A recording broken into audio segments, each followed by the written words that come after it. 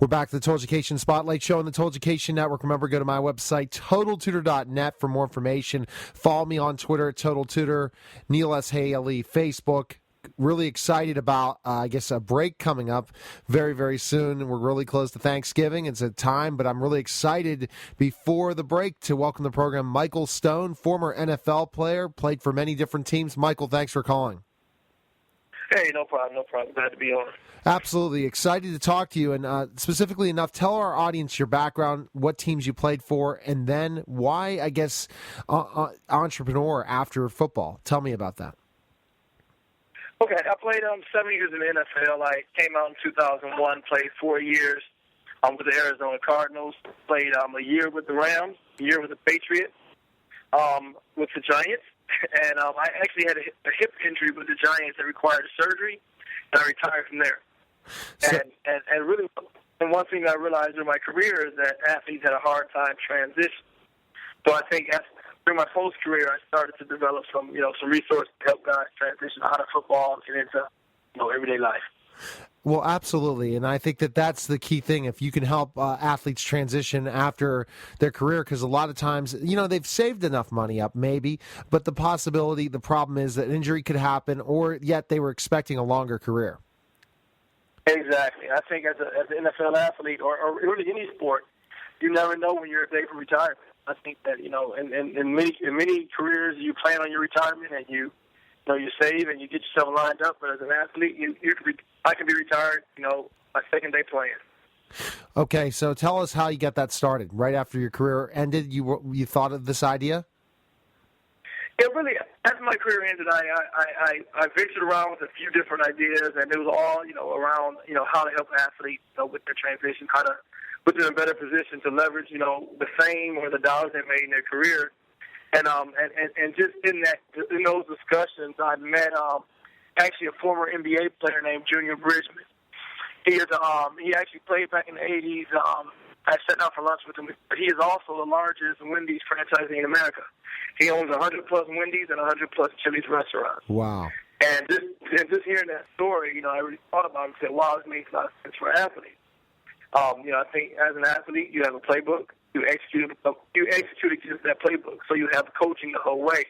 And it's very similar to franchising, to where you have an operations manual that is provided to you, and you have coaching along the way. So I think there's some real parallels and real opportunities for success for guys. Well, most definitely. So you learned from Junior Bridgman. You said, I got to do this. This is a very important thing, because if you can leverage what kind of money you made in your NFL career or NBA career, whatever sport, and then be able to capitalize on that capital and make much more money as an entrepreneur, what a great thing. You could just continue to compete in that type of level. So how do you get athletes involved in that?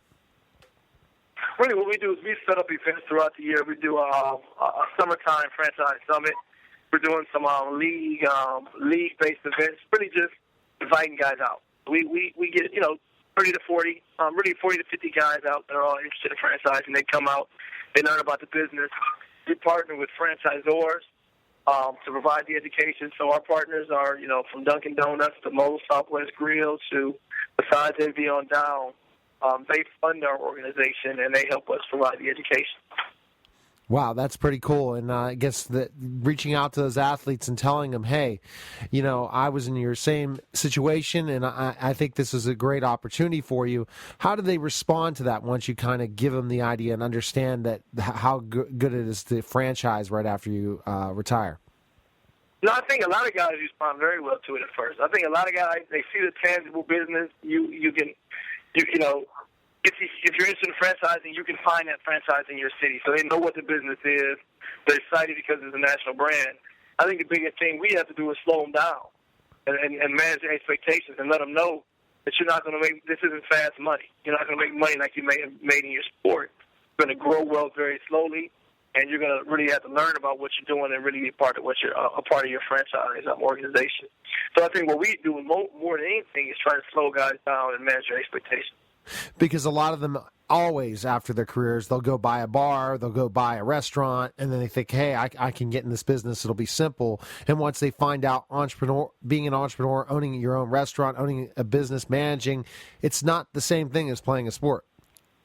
Exactly. I think the biggest mistakes I made, just as athletes, and I've been in the same shoes, being an entrepreneur, is when you try to start a business from scratch and leverage what you know to try to answer a lot of questions.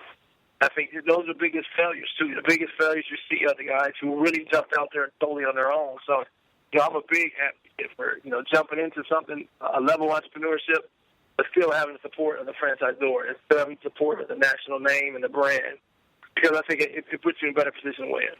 How were you able to recruit other athletes? People you knew at first to start it out, or were you able to get out there and really get the word out to people who've retired from those sports? Really, our first year, we just talked to everybody we could. It was more so just us, really, me talking to the network guys I played with. And after the first year, we started to started to get referrals and have people calling, and it kind of just started to move by itself now. So guys know about what we're doing. Guys are calling us and want to be involved in it. So it's rolling a pretty good clip now. So tell us some ways you educate them. What are the situations? I want to buy a franchise, and I was an athlete. I just retired, but I'm sure it's the same thing of any entrepreneur. I want to get involved in franchising. I have the capital, because that's the key. Michael, you have to have the capital, and these guys have the capital to invest in this, but that's the beginning process. So explain how you educate them. Really, what we do our franchise summit, which happens every summer, it's a 3-day event. We have 3 days of classroom sessions. We teach them what is franchising, first and foremost. What is franchising? What are some of the rules you're going to have to live by? And what are some of the restrictions that you're going to have to live with? And then we talk about, what are you looking at when you actually talk to a franchise? What to look for? What the warning signs are? What kind of documentation you should expect? And then we teach them a little bit about how to do due diligence, because I may be interested in a certain brand. It may just be on a service level. Once I really dig in and understand, this brand will take me being in this restaurant 24/7, and it doesn't fit my lifestyle. It's not. I learn that's not a fit. So we try to help match the brand or help the athletes understand what brands fit the lifestyle they want to lead first and foremost, and then to help them understand the legal side of franchising, the financial side, how to gain financing, how to develop your operation, how to partner, how to develop operational partner relationships. I think there's a lot to be learned. We try to spend 2 to 3 days really giving them a crash course and teach them where to go to get more information. And I think that's the key. You're educating them. And maybe they never took a business course in college, or they might never have learned. I guess there really aren't entrepreneurial courses out there, Michael. They teach you how to basically run a business for someone else, but now you're going to run that business. And you're right. Are they going to be willing to work 17 hours a day when they like sitting on their check at the end? Or do they want to be, how do they go out and get somebody who can manage their business while they're out doing their thing?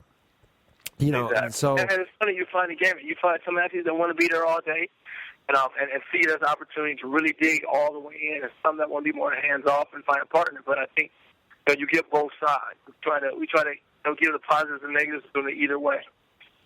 And you connect them for possible people who want to invest in the company as well, right? You have those connections to say, hey, you should reach out to somebody for a partnership, things like that, especially or someone to manage it. And I guess you tell the horror stories too, right, Michael? You tell what has happened that certain people bought franchises and literally have just not managed them right, and how they went right under, right? Exactly. I think that's the most important thing to learn. It's always important to learn from examples of people who've done it wrong, so you don't have to do it yourself. It's like not having to bump your head yourself. So you can learn from those examples. So we try to give them those case studies of what not to do, and really a lot of it is you have to run your business. You have to understand your business more than anybody, and come into it with your eyes wide open. I think the biggest issue we've seen is people not knowing their business. And how are they at managing? When you work with these athletes, how many of them know how to manage people? Your tutelage have to kind of teach them how to manage. They're used to being managed themselves by others, handlers. Now they have to manage somebody else. That's a challenge. Yeah, I think. To be honest, I think part of managing people and leadership is one of the most natural things that I came out of sports. But I think a lot of people come out there naturally. You understand if you're an NFL athlete, you've been a team captain on some level. you've had to lead by example on some level. You've had to stay late and work and rally the other troops behind you to stay late and work and watch film and do those sort of things on some level. So I think once guys understand that, hey, look, everything I learned on the field, in the huddle, before the game, after the game, in the locker rooms, those are things I can transfer into business and transfer into leading an actual team. So we try to let them know that those are things that are of their advantage. And they understand how to use them. You really do understand how to manage people, but you may not know it yet. We try to let them know that they do have that skill set. Exactly, and to get that skill set and to make sure that they can do it, but they have that ability. And you see it in different sports as well, because you don't work just with NFL athletes, correct? You work with other athletes as well? Oh, yes, NBA. We have had a few NBA guys as well, baseball. We're working on hockey. But I think, we have Olympians there as well. But I think all sports have, athletes have a lot in common across sports. You're young.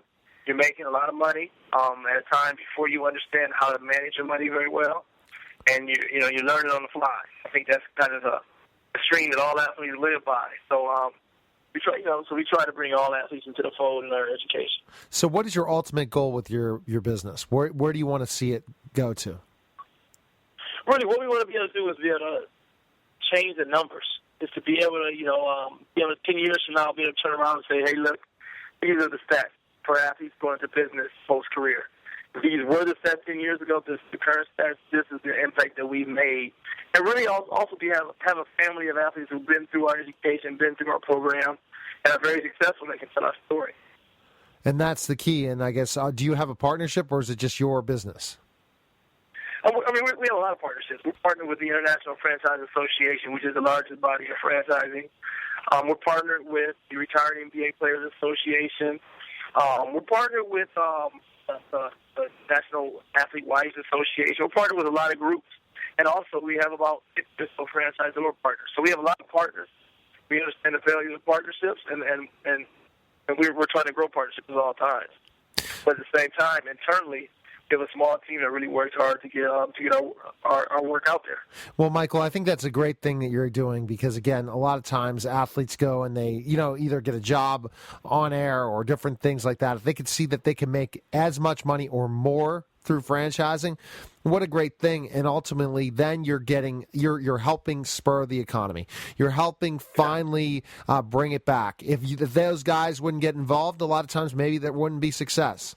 A community will get behind a local star that played if they have a business now. They're saying, okay, I really want to get behind this, and it really will help create jobs. It does so many different things. So I see that you help the athlete, but also you help the community, and I'm sure that makes you happy too. Oh, yeah, I enjoy what I do. We're having a good time with it. I enjoy making people successful, so have a great time. All right, Michael, where's a website we can find more information on what you do and about yourself?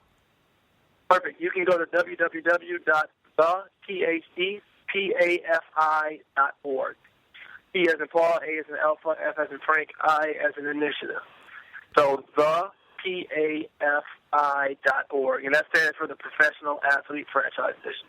All right, well, Michael, we got you on the Total Education Network, but I want to bring you on the Beach Lifestyle Show to talk about that as well. Again, all of them play on the networks, but I think it'll be perfect to talk to my co-host, GJ Reynolds, because you'll have a blast with him as well. So we'll definitely have you back on again. So thanks again for calling. Sounds good. Sounds good. Good talking to you. All right, take care. All right, that's Michael Stone. You're listening to Total Education Spotlight Show on the Total Education Network, and we'll be back in just a moment.